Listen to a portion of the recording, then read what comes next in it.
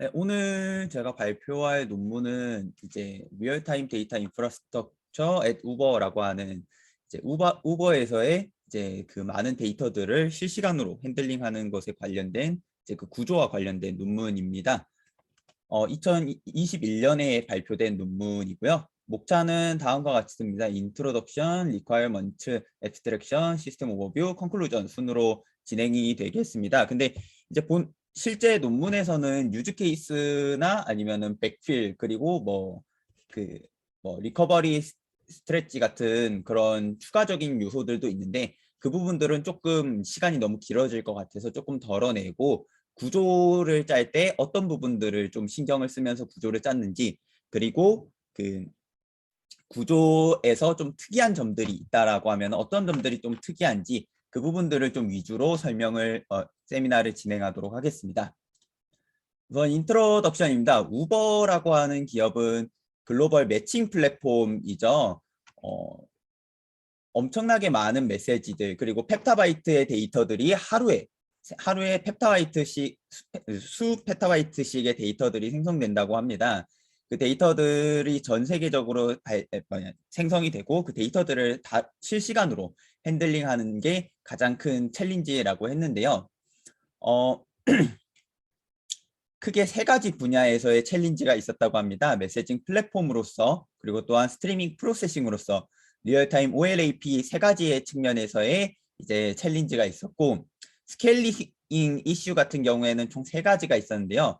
데이터 스케일링 같은 경우에는 앞서 말씀드렸던 이 펩타바이트의 데이터들이 하루에 매일 생성되고 있기 때문에 또한 다양한 요구사항들이 존재하는 과정에서 그 데이터들을 어떻게 스케일링하면서 핸들링할 것이냐, 또한 그런 데이터들이 생성된 데이터들을 다양한 리퀘어먼트에 맞게 어떻게 유즈 케이스들을 관리할 것이냐, 또한 이제 그 많은 유즈 케이스들과 데이터들을 통해서 어떻게 유저들이 좀 더 그 데이터들을 활용할 수 있도록 할 것이냐 라는 총 세 가지의 챌린지를 가지고 이 논문을 작성을 했다고, 아키텍처를 구성하여서 이 논문을 작성했다고 합니다. 우선 요구사항들입니다. 컨시스턴시, 왼쪽에 보이는 그림 같은 경우에는 이제 하이 레벨에서 보이는 데이터 플로우입니다. 앱 등에서 발생된 이 데이터들이 인프라스트럭처를 통해서 이제 컨슈머들에게 전달이 되는 이 간단한, 굉장히 추상화된 과정인데요. 이 과정에서 요구되는 것은 다음과 같습니다. 우선 컨시스턴시, 데이터 로스가 절대로 생기면 안 된다고 합니다. 지역 내에서 또는 여러 지역 간의 인터리전한 그런 과정에서도 이제 데이터 로스가 생기면 안 되고 데이터의 퀄리티를 위해서도 이제 중복 제거가 꼭 필요하다고 이야기를 했습니다. 다음은 어베일러빌리티입니다. 리얼타임이라고 얘기를 했던 만큼 이 어베일러빌리티가 굉장히 높은 수준으로 요구가 된다고 합니다. 또한 마찬가지로 리얼타임이라고 하는 만큼 그 데이터의 프레시니스도 굉장히 중요한데요. 이 논문을 작성할 때 우버에서는 로그나 이벤트가 이제 초 단위로 몇 초 이내로 그 바로 관측이 가능한, 바로 사용이 가능한 수준의 데이터 프레시니스가 요구되었다고 합니다. 또한 쿼리 레이턴시도 굉장히 중요한데요. 몇몇 유즈 케이스들 같은 경우에는 99%의 쿼리들이, 전체 쿼리 중에 99%가 1초 이하로 처리되어야 되는 경우가 있었다고 합니다. 또한 엄청나게 많은 데이터가 발생하고 굉장히 넓은 지역에서 사용되는 만큼 그 스케일러빌리티도 굉장히 중요한 이슈이고요. 우버 같은 경우에는 굉장히 로우 마진한 사업이라고 합니다. 따라서 그 코스트도 굉장히 중요한 요소 중에 하나라고 하는데요.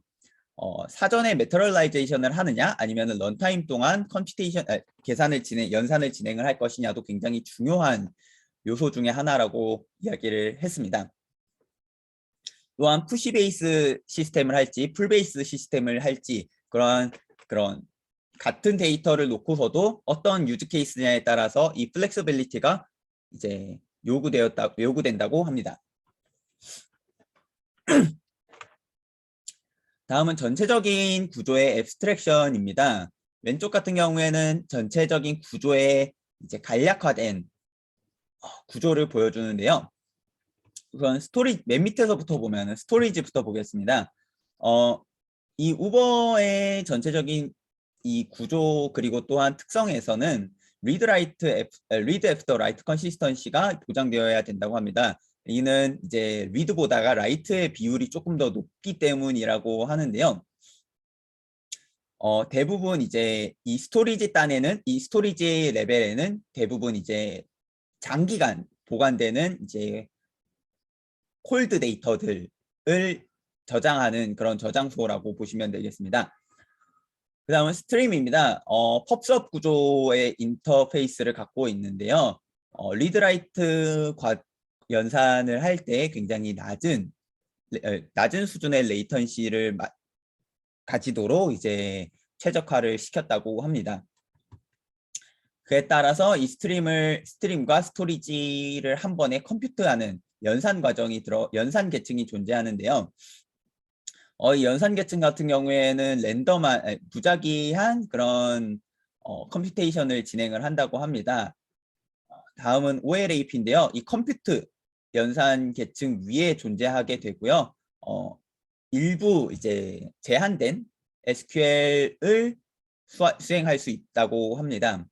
그리고 이제 데이터를 분석하는 데 필요한 애널리틱 쿼리들을 서빙하는데 이제 최적화가 되어 있다고 하고요.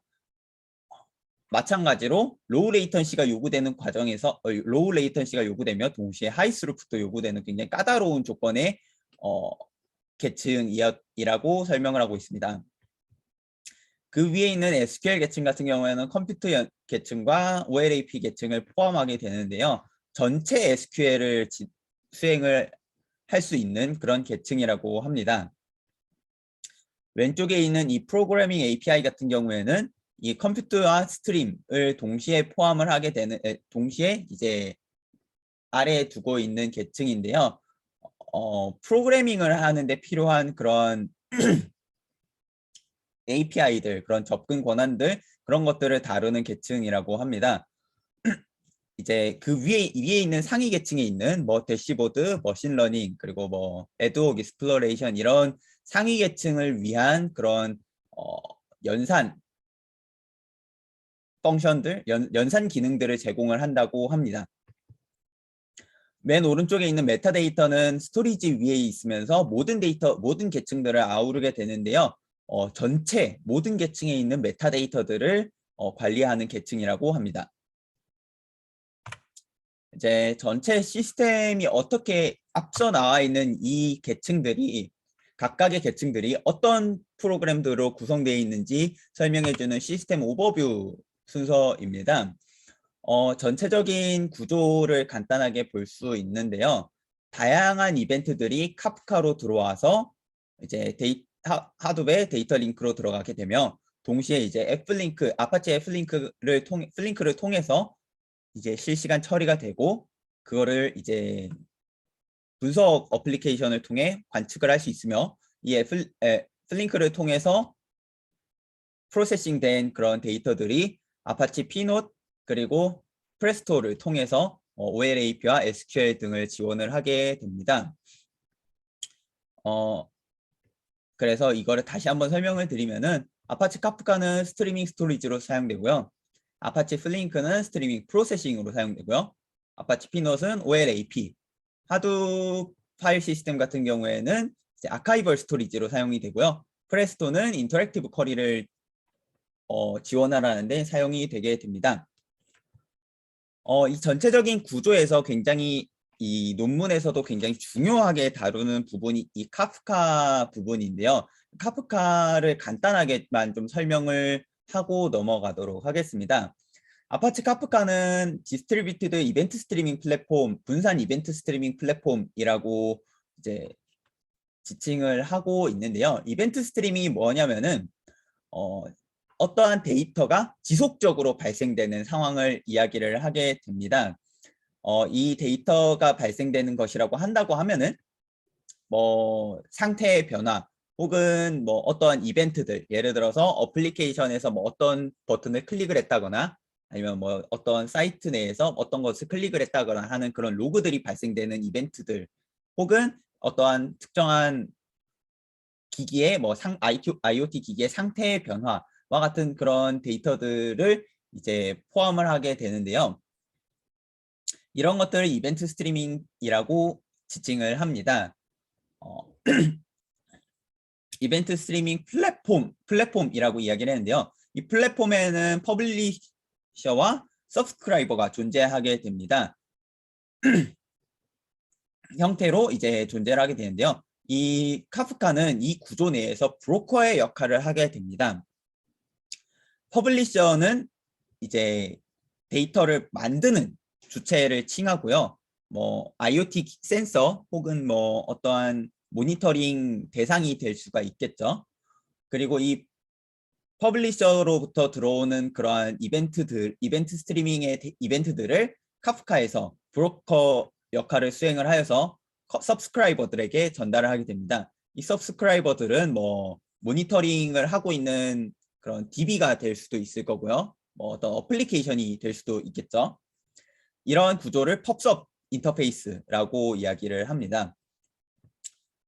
또한 플랫폼이라고 했는데요. 카프카에서는 이 펍섭을 지칭하는 표현이 조금 다릅니다. 프로듀서를 퍼블리셔를 프로듀서라고 부르고요. 서브스크라이버를 컨슈머라고 합니다. 또한 이 카프카 안에 있는 토픽은 이 각각의 데이터들을 구별하기 위한 하나의 그 저장 개체라고 생각을 하면 되고요. 그 토픽 안에는 파티션이라는 게 있습니다. 이 파티션은 그 메시지들을 구별하는 유닛이라고 생각을 하시면 될 것 같습니다. 이후로 토픽이나 파티션이 이제 자주 설명이 되는데, 토픽은 뭐 굳이 비교를 하자고 하면은 뭐 RDBMS에서의 데이터베이스가 될 수 있을 거고요. 파티션은 그 안에 있는 테이블이라고 생각을 하시면 될 것 같습니다. 또한 파티션에 대해서 좀 자세하게 설명을 해보도록 하겠습니다. 이 파티션은 요 아래 그림을 보시면 되는데요.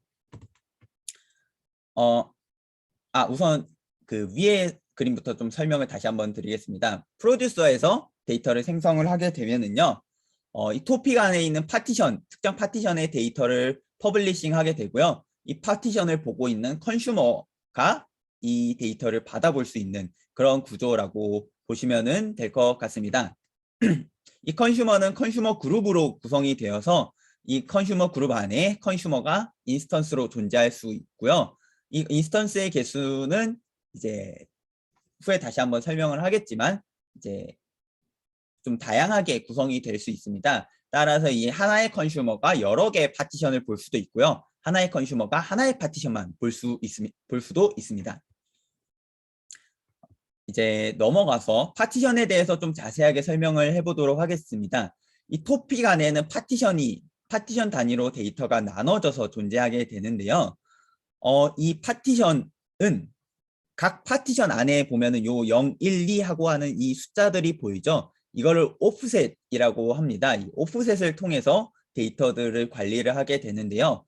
하나의 파티션 제로 안에 있을 때는, 파티션 제로 안에서는 오프셋 제로에 있는 데이터는 오프셋 1번에 있는 데이터보다 무조건 먼저 들어온 데이터가 되게 됩니다.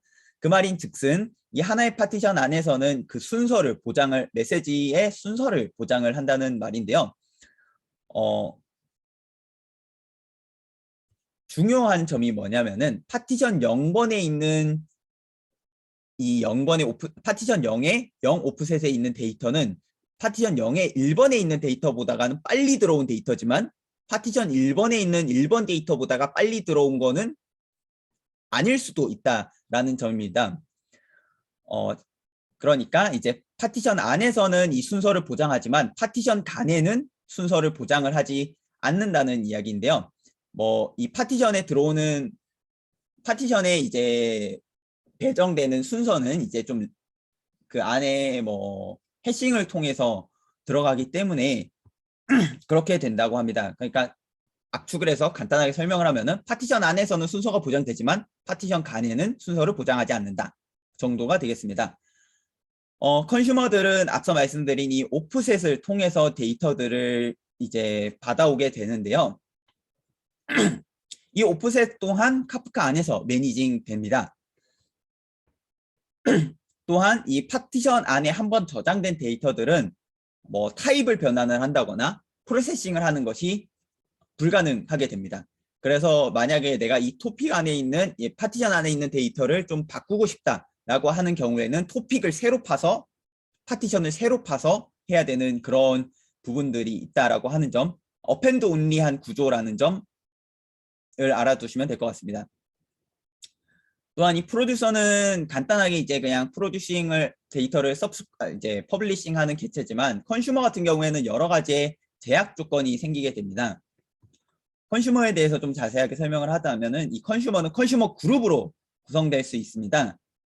이 컨슈머는 하나의 이 컨슈머 그룹 안에는 하나의 컨슈머가 있을 수 있지만 이제 여러 개로 컨슈머를 나눠서 인스턴스를 나눠서 구성을 함으로써 이 프로듀서와 컨슈머 간의 이제 데이터를 생성하고 데이터를 소비하는 그 속도 간의 그 속도의 미스매치를 어느 정도 컨슈머 그룹으로 구성하면서 해소를 할 수가 있는데요. 맨 마지막에 있는 설명이 조금 중요한 설명이기는 합니다. 컨슈머 그룹 안에 있는 이 인스턴스는 이 파티션의 개수보다가 많아질 수 없다라는 점인데요. 아래 그림을 이 위의 그림의 아랫부분을 보면은 파티션이 2개 있는데 이제 컨슈머 그룹 안에 인스턴스는 하나가 있죠. 이런 경우는 가능합니다. 또한 그 위에 있는 그림에 파티션 하나씩을 컨슈머 그룹 내의 인스턴스가 파티션 하나씩 이렇게 보고 있죠. 이것까지는 가능하지만 만약에 컨슈머 그룹 1번 안에 새로운 컨슈머 인스턴스를 생성할 경우에는 새로 데이터가 여기 있는 데이터가 이렇게 바로 연결되는 것이 아니라 그러니까 휴면 상태로 들어가 있다가 만약에 이 컨슈머가 다른 하나의 인스턴스가 죽게 되면은 그때 이제 인스턴스가 연결이 되게 되는, 그러니까 이제 이 파티션 하나는 인스턴스 하나만 연결을 할 수 있다라는 점까지 이렇게 설명을 드리고요. 카프카와 관련된 이런 튜토리얼들은 다음번에 한번 또 준비를 해서 자세하게 좀 더 설명을 하고 이제 튜토리얼까지 한번 해보도록 하겠습니다. 혹시 여기까지 질문 있으실까요? 저 질문 있는데, 네. 네. 파티션 간의 순서는 보장하는데, 그러니까 파티션 내의 순서를 보장하는데 네. 파티션 간에는 순서가 보장되지 않는 게 왜 중요한가요?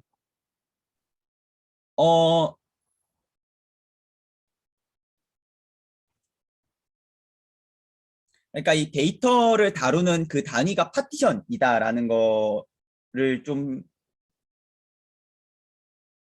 네, 데이터를 그 저장을 하는 단위가 파티션이다 라는 거를 설명을 하고 싶었습니다.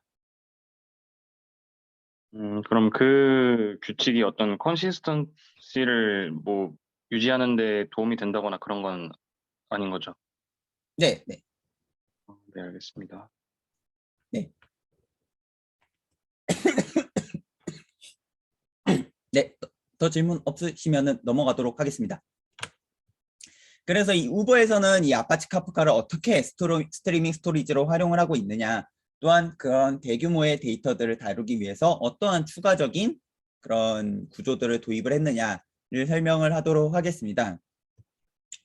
이 카프카는 이제 브로커로 역할을 한다고 말씀을 드렸는데요. 카프카는 또한 클러스터로서 구성을 할 수가 있습니다. 그래서 이 우버에서 도입한 내용이 클러스터 페더레이션이라고 지정을 하는 부분입니다.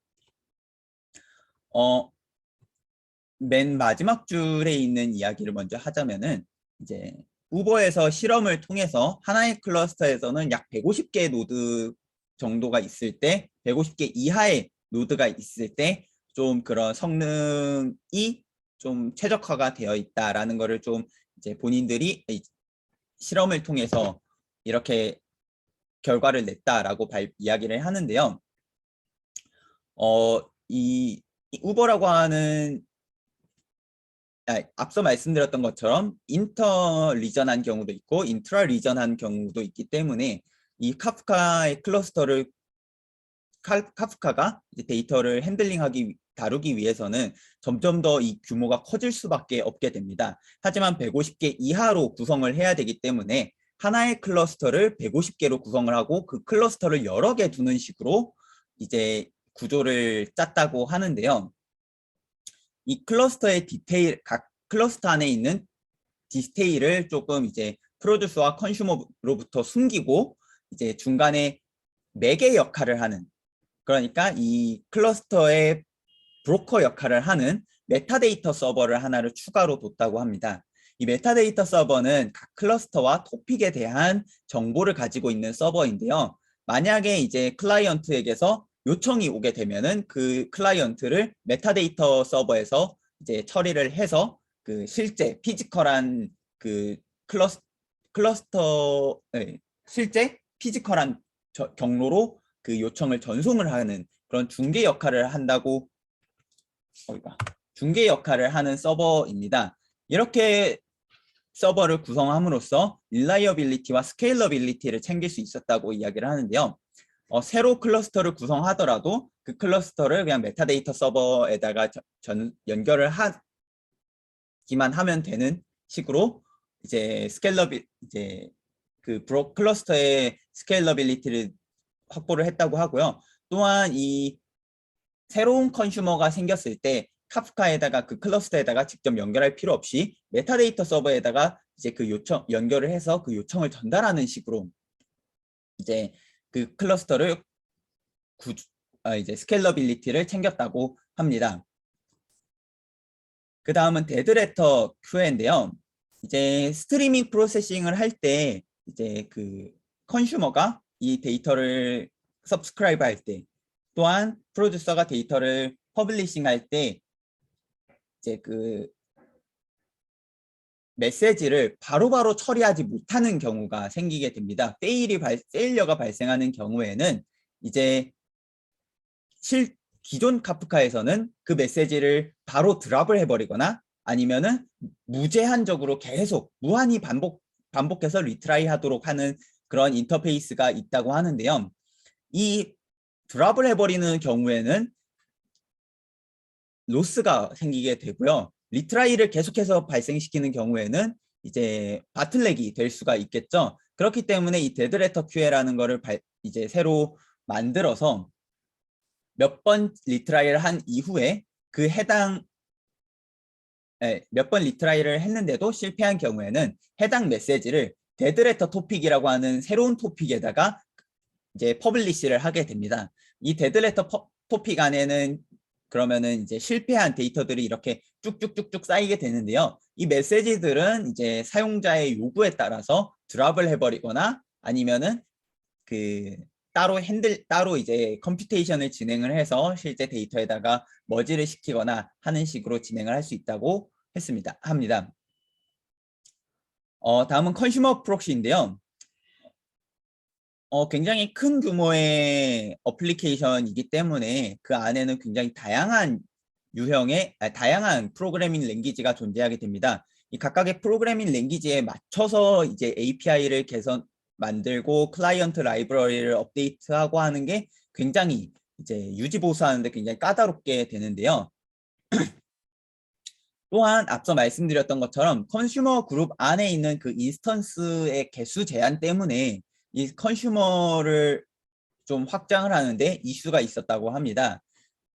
따라서 이 중간에 컨슈머 프록시를 만들어서 카프카 클러스터와 이 어플리케이션 사이에 컨슈머 프록시를 만들어서 이제 그 실제 요청이 들어오면은 이 컨슈머 프록시에서 메시지를 폴링을 하게 되고요. 컨슈머 프록시에서 받은 메시지를 어플리케이션에 디스패치하는 식으로 구성을 했다고 합니다. 요청이 들어오게 되면은 이 gRPC라고 하는 거는 이 통신 라이브러리인데요. 사전에 이 컨슈머 프록시에 등록된 gRPC 경로로 이제 그 요청된 데이터들을 바로바로 이제 보내주는 식으로 아까 말씀드렸던 메타데이터 서버와 같이 컨슈머와 브로커 사이에 있는 그런 뭐라고 설명할까? 또 다른 중개자 역할을 한다고 보시면 될 것 같습니다. 이렇게 함으로써 이제 폴링 방식을 푸시 베이스드 방식으로 중간에 변환을 하면서 스루풋을 높였다고 하는데요. 이 폴링 방식 같은 경우에는 클러스터에서 컨슈머에다가 데이터를 보내기 전에 나 데이터 보낸다라고 이제 컨슈머에게 이제 신호를 보내고 컨슈머가 이제 오케이 데이터 보내라라고 하면은 그 데이터를 보내게 되는 그런 폴링 방식에서 이제 중간 컨슈머 프록시에서 그 폴링을 핸들링을 하고 이제 실제 컨슈머에게는 그냥 푸시 베이스드로 계속해서 메시지를 쏴주는 식으로 변형이 되었기 때문에 스루풋과 레이턴시가 굉장히 많이 개선이 되었다고 합니다.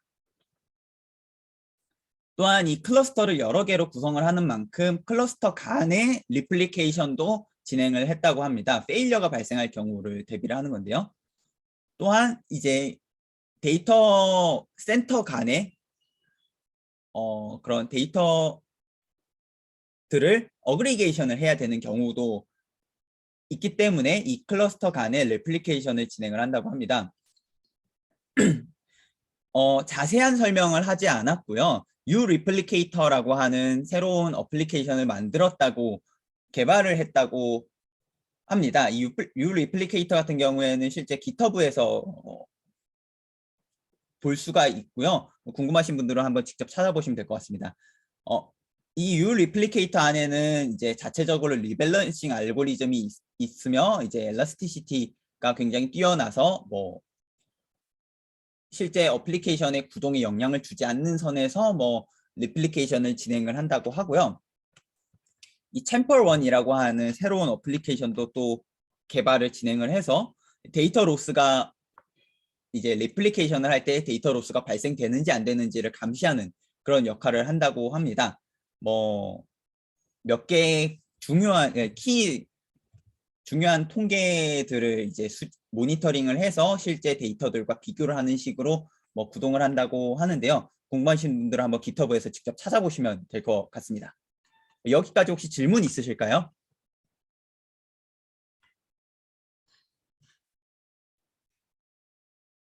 네, 없으면 넘어가도록 하겠습니다. 다음은 스트리밍 프로세싱을 위한 아파치 플링크입니다. 이 아파치 플링크 같은 경우 이 스트리밍 프로세싱을 하는 그런 어플리케이션들은 여러 가지가 있는데요. 그중에 이 아파치 플링크를 선정을 한 이유는 이제 자체적인 스테이트 매니지먼트가 가능하고 또한 체크 포인팅하는 피처들이 있기 때문에 이제 충분히 굉장히 큰 규모의 데이터들도 이제 감당할 수 있을 만큼 튼튼한 그런 구조이며 또한 스케일링하기가 쉽고 또한 이 백프레셔라고 하는 그러니까 데이터를 이제 백프레셔라고 하는 거는 역류인데요. 데이터 파이프라인 안에서 앞서 말씀드렸던 것처럼 퍼블리셔와 서브스크라이버가 있는 구조에서 이제 퍼블리셔는 계속 데이터를 쏘는데 서브스크라이버가 데이터를 핸들링하지 못해서 이 서브스크라이버 안에 이런 큐 안에 데이터들이 계속 쌓여 있어서 이 전체 시스템이 막혀버리는 그런 것을 이제 백프레셔라고 지칭을 합니다. 그 백프레셔를 다루는데 굉장히 백프레셔를 굉장히 잘 핸들링할 수 있었기 때문에 이 아파치 플링크를 선정했다고 하는데요. 다른 이런 어플리케이션들과 비교를 한 것들이 있습니다. 아파치 스톰 같은 경우에는 이 백프레셔를 다루는데 굉장히 안 좋은 성능을 보였다고 하고요. 스파크 같은 경우에도 굉장히 많이 쓰이는데 스파크 같은 경우에는 이제 플링크와 똑같은 워크로드에서 똑같은 작업을 수행했을 때 좀 더 많은 메모리를 이제 사용을 했기 때문에 이제 코스트가 중요한 우버에서는 이제 스파크 대신에 플링크를 선택을 했다고 하고요. 아파치 쌈자라고 하는 이런 어플리케이션도 있습니다. 이제 카프카와 굉장히 밀접하게 연동이 되어 있는데 밀접하게 연동이 되어 있는 만큼 그 카프카의 디펜던시가 굉장히 강하게 잡혀 있기 때문에 조금 이제 배제를 했다라고 논문에서는 이야기를 하고 있습니다. 이 아파치 플링크가 OLAP 부분을 역할을 하는데요.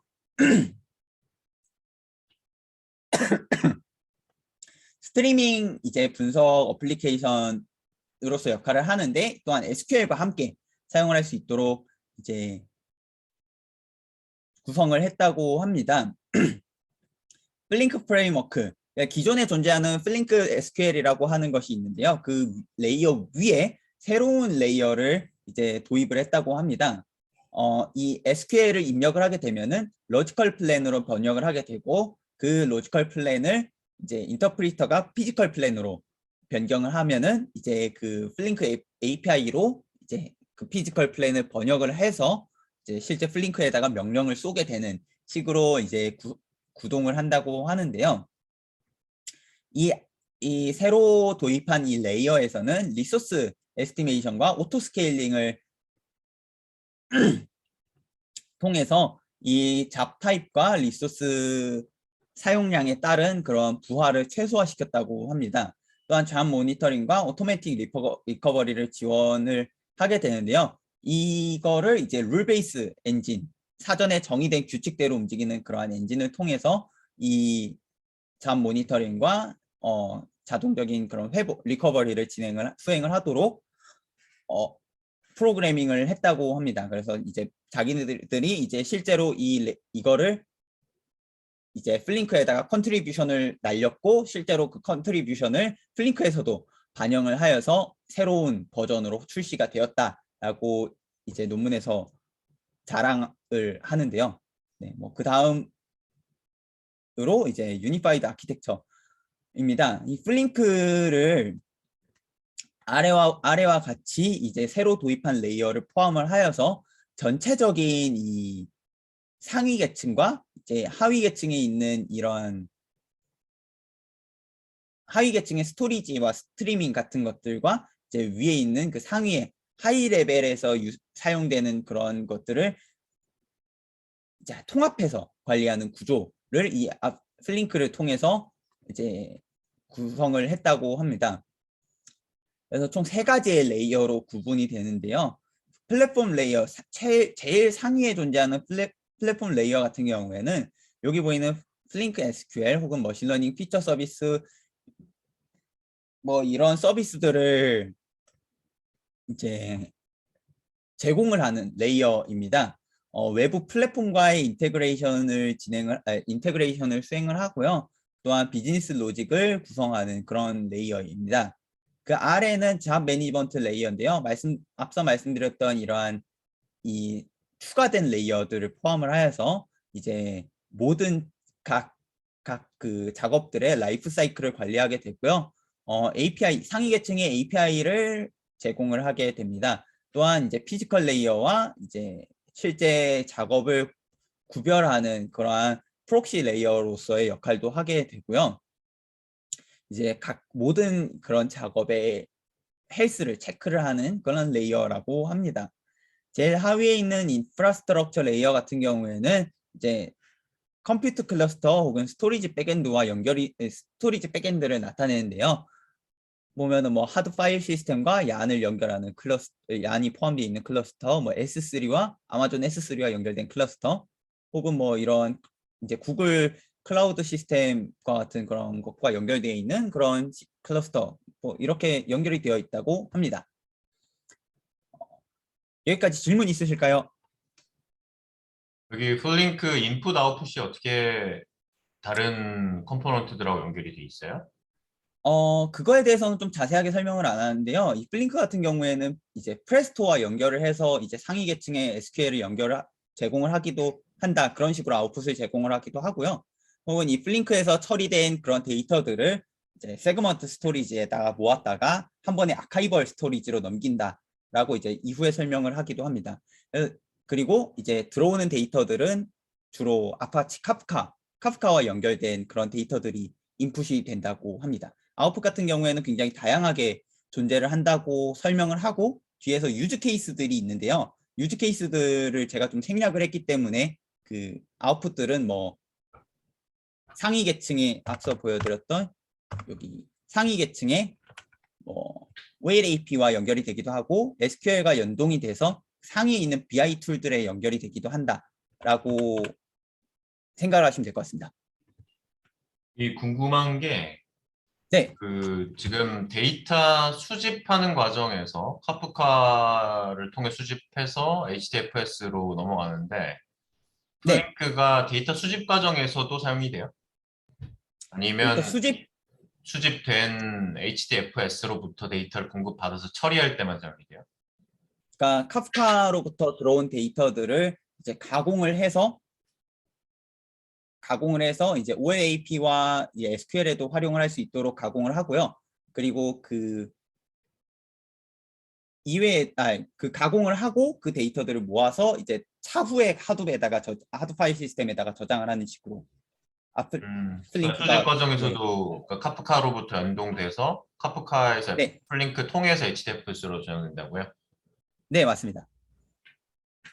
그리고 처리할 때도 HDFS에서 바로 분석 컴포넌트로 넘어가는 게 아니고 플링크를 거쳐서 넘어가는 거예요? 네, 맞습니다. 저도 질문이 있는데 네, 그 중간에 계속 그러니까 전처리를 하고 저장하고 또 저장한 걸 꺼내면은 네. 그 기존에 그냥 배치 방식이랑 좀 비슷한 것 같은데 하이브 같은 거 안 쓰고 그 플링크를 왜 써야 하는지 잘 모르겠어요.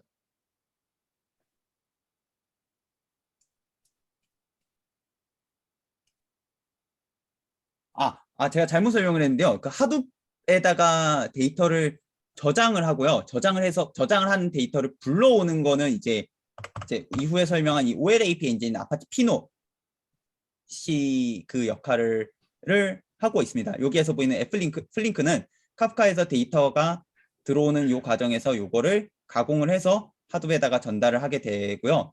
그리고 이 플링크가 OLAP와 SQL 엔진에다가 저장을 하게 되고요. 이 하둡 파일 시스템에서 이 OLAP 엔진으로 데이터를 불러오게 되는, 그리고 이 플링크에서 이 배치를 구성을 할 수 있도록 그 데이터들을 묶어서 보내주는 음, 역할을 한다고 합니다. 네, 이해가 되네요. 감사합니다.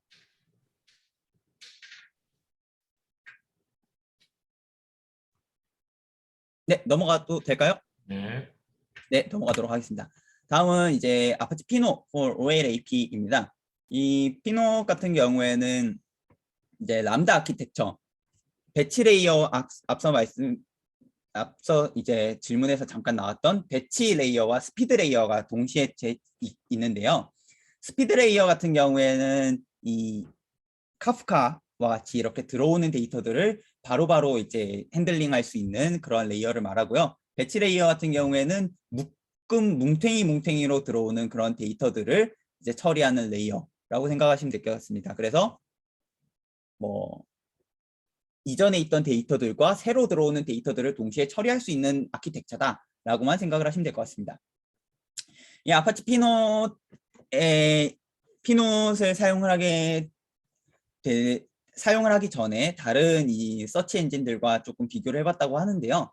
엘라스틱 서치 같은 경우에는 리소스를 굉장히 많이 잡아먹게 되고, 같은 워크로드에서 또한 쿼리 레이턴시가 굉장히 안 좋은 수준으로 나왔다고 합니다. 다음 드루이드 같은 경우에는 이제 리소스도 비슷하게 사용을 하고 뭐 다 좋았지만 이제 쿼리 레이턴시가 이제 플링크보다가 조금 더 안 좋았기 때문에 피넛보다 조금 안 좋았기 때문에 피넛을 좀 사용을 하게 되었다라고 하고요. 또한 이 피넛을 사용을 하는데 업서트를 지원을 하는데 이 업서트가 굉장히 중요한 버틀렉이라고 이야기를 합니다. 이 업서트가 뭐냐면 업데이트 앤 인서트인데요. 이제 있는 데이터를 업데이트를 한 다음에 그 같은 위치에다가 다시 집어넣는 그런 연산이라고 생각을 하시면 될 것 같습니다. 이 연산에서 굉장히 중요한 거는 같은 프라이머리 키를 갖고 있는 그 레코드의 위치를 계속해서 추적을 하는 게 굉장히 중요한데요. 기존에는 이 추적을 하는 거를 하나의 파티션이 계속해서 추적을 하게 되는, 그래서 이제 이 부분이 굉장히 큰 보틀렉이었다고 하는데요. 하나의 개체가 계속해서 관리를 하기 때문에 이 개체가 계속해서 보틀렉이 될 수밖에 없는 구조였다고 합니다. 따라서 이 인풋 스트림을 여러 개의 파티션으로 나누어서 프라이머리 키에 따라서 여러 개의 파티션으로 나눠서 이제 분산 처리를 진행을 했다고 하는데요. 이 파티션 분산 처리를 진행을 하여서 이제 파티션을 분산을 하고 그 분산을 한 파티션을 각각의 노드에다가 프로세싱을 하도록 던져주게 됨으로써 이 각 노드 간의 쉐어 나팅 구조를 가지게 되었으며 또한 동시성을 높여서 전체적인 처리 속도를 굉장히 높였다라고 논문에서 이야기를 하고요. 아파치 피노를 이제 프레스토와 연동을 시켜서 풀 SQL 서포트를 진행을 할 수 있도록 이제 프레스토와 연동을 했다고 합니다. 또한 이제 기존의 에코시스템과 인테그레이션을 하기 위해서 이제 인풋 카프카로부터 그런 스키마들을 자동으로 참고를 하고 또한 그 카디널리티를 추정을 해서 이제 자동으로 이제 이 기존의 에코시스템 안에 이제 자연스럽게 인테그레이션이 될 수 있도록 또 추가로 개발을 했다고 하고요. 이 앞서 소개된 플링크와 같이 그 새로 개발된 그런 계층에서 지원하는 그 플링크 SQL과 연동을 하여서 그 플링크 SQL을 이제 데이터 싱크로 활용을 했다고 합니다. 또한 이 피어-투-피어 세그먼트 리커버리를 구현을 하여서 굉장히 이제 스루풋을 높였다라고 이야기를 하는데요. 피노 같은 경우에는 애초에 설계가 되었을 때 외부 아카이벌 혹은 세그먼트 스토리지에 굉장히 강한 디펜던시를 갖도록 이제 설계가 되었다고 합니다. 이제 프로그램 자체가 애초에 설계될 때 이 처리가 완료된 세그먼트들 같은 경우에는 동기적으로 그러니까 이제 처리가 완료되자마자 바로 이제 그 세그먼트 스토리지에 백업이 되도록 이제 되어 있었는데요. 이 백업을 진행하는 게 싱글 컨트롤러, 하나의 컨트롤러가 이 모든 것들을 관리를 하도록 되어 있었는데 이거를 이제 비동기적으로 처리를 할 수 있도록 구현을 하였고 또한 이 싱글 컨트롤러가 아니라 피어-투-피어로 이제 피어-투-피어 형태로 이제 개선을 하여서 이 세그먼트 리커버리를 신속하게 진행을 할 수 있고 백업도 빠르게 진행돼서 스루풋도 높였다라고 이야기만 하고요. 어떻게 구현을 했는지는 설명을 하고 있지 않습니다. 네, 여기까지가 피노트에 관련된 설명이고요. 질문 있으실까요? 피노시 람다 아키텍처와 어떤 관계를 가지고 있어요? 그러니까 피노트에서 자체적으로 람다 아키텍처를 지원하나요? 아니면 피노트를 람다 아키텍처를 적용하도록 활용했다는 건가요? 자체적으로 람다 아키텍처를 지원한다고 합니다. 말씀드렸던 대로 이 세그먼트 스토어와 아카이벌 스토리지에 연결이 되어 있어서 이 스토리지를 통해서 배치 작업을 진행을 하고요. 플링크와 연결이 되어 있다고 말씀드렸는데 그 플링크를 통해서 들어오는 데이터들을 스피드 레이어에서 처리를 하여서 이제 그 람다 아키텍처를 피넛 자체적으로 지원을 한다고 합니다. 자체적인 내부 스토리지를 가지고 있고 그걸 통해서 배치 외부에다가 연결을 하는 중간 개체고요. 외부 스토리지에 이제 연결이 되어 있는 외부 스토리지와 연결할 수 있는 커넥터를 가지고 있어서 그 외부 스토리지를 통해서 배치 프로세싱을 지원을 하고 그리고 플링크와 연결을 해서 스트리밍 데이터를 바로 받아서 스트리밍 데이터 처리를 한다? 네, 맞습니다. 네. 넘어가도 될까요? 네. 네, 넘어가도록 하겠습니다. 다음은 이제 마지막 부분인데요. 굉장히 논문에서도 굉장히 간단하게 설명을 하고 있습니다. 아마 추가적인 구현을 한 게 아니라 그냥 그냥 있는 그대로 거의 데이터를 프로그램을 사용했다는 뜻인 것 같은데요. 아카이벌 스토리지, 굉장히 롱텀 스토리지 또한 잘 사용되지 않는 콜드한 데이터들을 보관하는 그런 콜드 스토리지로 하드 파일 시스템을 사용을 했다고 합니다. 말씀드린 대로 롱텀한 스토리지, 모든 데이터들을 여기다가 저장을 했다고 합니다. 뭐 메타데이터 혹은 아니면 다른 여러 가지 플랫폼들에서 사용되는 그런 로그들, 그리고 또한 뭐 카프카와 플링크에서 이제 들어오는 그런 스트리밍 데이터들, 그리고 피넛에서 처리된 그런 배치 데이터들 모두 다 하드 파일 시스템 안에 롱텀 장기간 보관을 위해서 저장이 되었다고 하고요. 프레스토, 지금은 트리노라고 리브랜딩이 되었다고 합니다. 마크가 귀여운데요. 뭐 어쨌든 간에 네, 트리노라고 이제 된 이 프레스토 같은 경우에는 매시브 패러럴 프로세싱 엔진을 가지고 있다고 하는데요.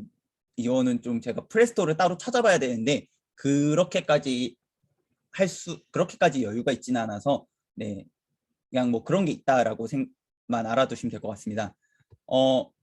이 프레스토 같은 경우에는 모든 컴퓨테이션을 메모리 안에서 진행을 한다고 합니다. 그래서 이 데이터를 이 처리 결과를 디스크에다가 넣었다가 뭐 다시 빼냈다가 하는 그런 그 메터럴라이제이션 오버헤드가 없기 때문에 굉장히 빠른 속도로 로우 레이턴시의 쿼리들을 이제 지원을 한다고 하고요. 여러 개의 그 데이터 노드들로부터 그 데이터들을 종합을 해서 SQL과 같은 그런 인터페이스를 이제 제공을 할 수 있기 때문에 익스텐시블 하다라는 특징이 있습니다. 그리고 그 아까 질문에 나왔던 그 하이브가 하이브를 말씀을 해주셨는데 이 그 하이브를 이 프레스토와 비교를 간단하게 했는데 이제 하이브보다가 이 프레스토가 조금 더 레이턴시가 낮았기 때문에 이 프레스토를 사용을 했다고 합니다. 그리고 이 프레스토가 그래서 이 프레스토를 뭐 피노과 뭐 연계를 하고 플링크와 뭐 통합을 해서 뭐 추가 풀 SQL 쿼리를 뭐 지원을 했다라는 이야기들을 여기에서 다시 한번 설명을 하고 있습니다. 그래서 전체적인 시스템 오버뷰는 여기까지입니다. 그래서 혹시 여기까지 전체적인 시스템 이제 설명을 해드렸는데 혹시 질문 여기까지 있으실까요? 네, 질문해 주세요. 네, 없으시면은 이제 마지막에 퓨처워크로 제시한 부분과 컨클루전 마지막에 설명하고 마치도록 하겠습니다.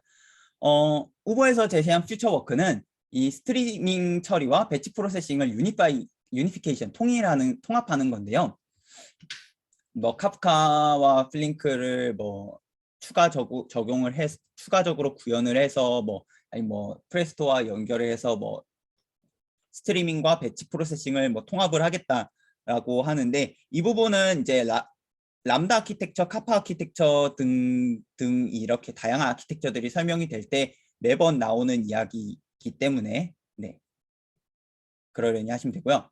여러 가지, 그러니까 멀티 리전한 경우 그리고 또 멀티존한 경우에 디플로이먼트, 배치를 하는 경우가 굉장히 좀 이제 퓨처 워크라고 합니다. 이제 다양한 유즈 케이스들에 맞춰서 이 구조를 조금씩 계속해서 개선을 해나가야 된다라고 이야기를 하고요. 지금은 이 모든 구조들이 온프레미스와 이제 클라우드가 혼합되어 있는 그런 구조인데요. 이 온프레미스라고 하는 거는 실제 피지컬한 서버, 저희 연구실도 이제 온프레미스한 환경이죠. 실제 피지컬한 서버를 갖고 있으니까. 네, 그런 온프레미스 환경에서 그거를 이제 클라우드 환경으로 좀 마이그레이션을 하는 그런 것도 이제 챌린지 중 하나라고 합니다. 또한 이 스토리지 티어링을 통해서 이제 에피션시와 엘라스티시티를 높일 수 있는데 이 카프카와 피넛의 이 부분을 추가적으로 구현을 해야 된다라고 이제 퓨처워크로 제시를 하고 있습니다. 마지막 이제 컨클루전인데요. 다른 게 들어왔네. 네. 실제 이 오픈소스 많은 기업들에서는 이제 상용 라이센스가 있는 그런 프로그램들을 많이 사용을 하는데 이 오픈소스 테크놀로지를 사용을 하면서 그 실제 커뮤니티에서도 굉장히 활발하게 이제 교류를 하면서 그 본인들의 그러한 노하우들도 공개를 하는 식으로 한 것들이 굉장히 큰 컨트리뷰션이라고 생각을 합니다. 실제 오픈소스 테크놀로지들을 적용을 해서 다양한 이 스케일링 챌린지들을 이제 극복을 했다고 하는데요. 맨 처음에 제시한 이 굉장히 많은 양의 데이터를 어떻게 핸들링 할 것이냐, 카프카와 플링크 그리고 추가적인 그런 것들을 도입을 하여서 그것들을 극복을 했다고 하고요. 아키텍처 안에서 굉장히 다양한 리퀘어먼트들을 충족하기 위해서 여러 가지 튜닝들을 진행을 했다고 합니다. 뭐 유즈 케이스 부분이 조금 생략이 되어 있어서 이 부분은 뭐 그러려니 하고 넘어가시면 될 것 같습니다. 또한 이 프레스토 SQL과 통합을 하면서 우버의 그런 직원 혹은 우버 안에 있는 사람이라고 하면은 누구든지 피넛을 통해서 그 데이터들을 쉽게 조회를 하고 활용을 할 수 있도록 이제 아키텍처가 구현이 되었다라고 이야기를 하면서 이 세 가지 이슈들을 모두 극복을 했다라고 이야기를 하면서 결론을 내리고 있습니다. 제가 본 이 논문의 컨트리뷰션은 굉장히 대규모의 아키텍처를 오픈소스 테크놀로지를 통해서 구현을 했다라고 하는 점, 또한 그 구현 과정에서 클러스터 페더레이션 혹은 데드레터 QA, 컨슈머 프록시와 같은 그런 추가적인 구조를 도입을 했다라는 점, 그리고 그 도입한 모든 것들을 이제 공유를 했다라는 점, 이 공유를 했다라는 점이 가장 중요한 포인트라고 컨트리뷰션이라고 저는 생각을 합니다. 저는 이제 예전에 한번 보셨을 텐데 그 수도 관리 시스템 프로젝트를 하면서 이 람다 아키텍처를 짠 적이 있습니다. 이 IoT 센서로부터 들어오는 데이터를 인플럭스 DB에다가 즉각적으로 이렇게 저장을 하는 스피드 레이어, 그리고 이 ML을 통해서 그 예측값들을 그 모델을 피팅하고 예측값을 생성하는 그런 배치 레이어, 이렇게 나눠서 하는 이 MLOps 아키텍처를 한번 논문으로 작성을 한 적이 있는데요. 이 부분은 이제 하반기 중으로 조금 정리를 해서 좀 개선을 할 부분 보완하고, 그리고 기존 논문을 조금 어느 정도 보완하고 하는 식으로 해서 논문을 작성을 하려고 하고 있습니다. 2학기 동안에. 그래서 이 부분을 하는데 여기에서 봤던 그런 아키텍처를 짜는 것들, 그런 것들을 조금 참고를 해서 보완을 하려고 생각을 하고 있습니다. 혹시 만약 요거에 아이디어가 있으신 분들은 언제든지 편하게 연락을 주시면 감사하겠습니다. 여기까지 세미나 발표는 여기까지고요. 혹시 질문 있으실까요?